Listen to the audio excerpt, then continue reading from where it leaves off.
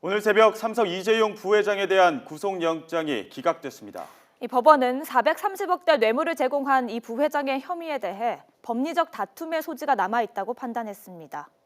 네, 자세한 내용 취재기자 연결해 알아보겠습니다. 김태민 기자. 네, 서울 대치동 특검 사무실입니다. 네, 삼성 이재용 부회장이 특검의 칼날을 피해갔군요.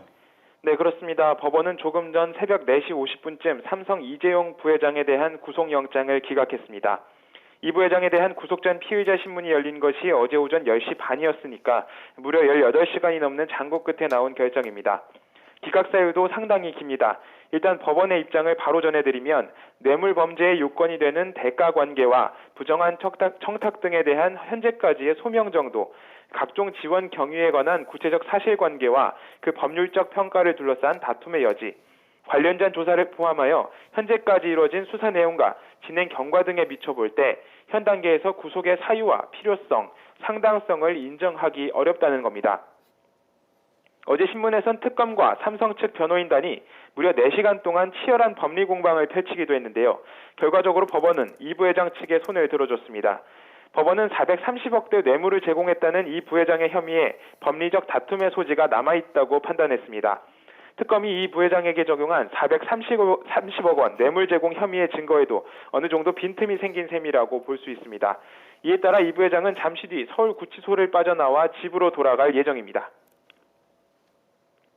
예, 그리고 특검은 앞으로의 원활한 조사를 위해서도 이 부회장의 신병 확보가 필요하다는 입장이었는데요.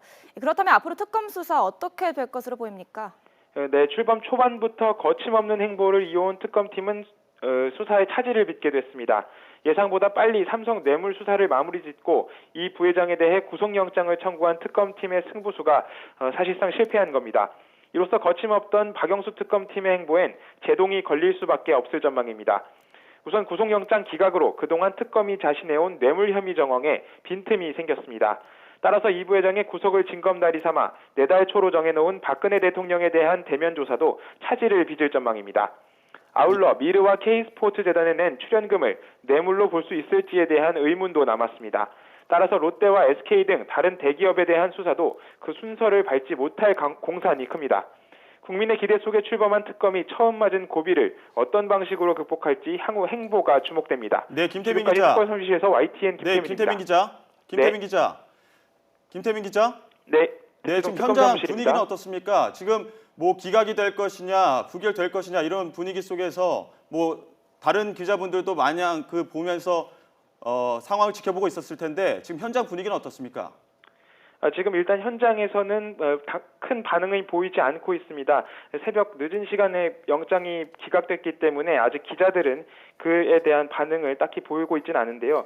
일단 그 치열한 법리적 다툼이 예상됐던 만큼 반반의 가능성을 보여왔던 이번 결정인데요. 따라서 기각 결정에는 크게 동요하지는 않은 모습입니다. 하지만 특검이 그동안 워낙 거침없는 행보를 보여왔고 그 구속영장을 청구한 대부분의 피의자가 모두 구속됐기 때문에 이번 기각에 상당한 차질을 이번 기각 결정이 특검 수사에 상당한 차질을 빚을 거다 이런 전망은 계속 나오고 있는 상황입니다. 예, 앞으로 뭐 이재용 삼성전자 부회장 귀가 조치에 대해서도 앞으로 지켜봐야 될 것 같고요. 그리고 특검팀의 다른 기업들의 수사에 대해서도 한번 계속 주목해봐야 될 것 같습니다.